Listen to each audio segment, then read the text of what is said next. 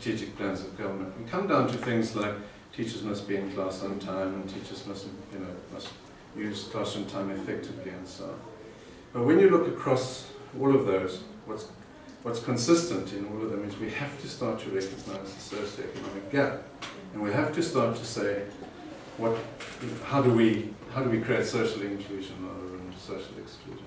So really, it's about looking at the cross-cutting elements in a way that brings it down to a more manageable focus. We think a lot of work that has been done, and possibly the demise of those organizations that we talked about earlier, may be, and it'd be interesting to reflect on that their focus got too broad or blurred. And then what we need to do within our communities of practice is keep our focus clear. And within Bridge, we need to keep our focus clear and say, how are we aligning ourselves with the strategic goals and objectives of government? And make sure that we find a common language which will create that kind of alignment. Is it idealistic? It is, but is there an alternative? There isn't.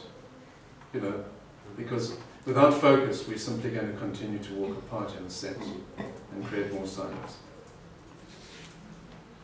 Johnson, something that I can add here that I learned the past week was that SACE, the South African Council for Educators, has now asked providers to have their courses, short courses, accredited, endorsed as their word.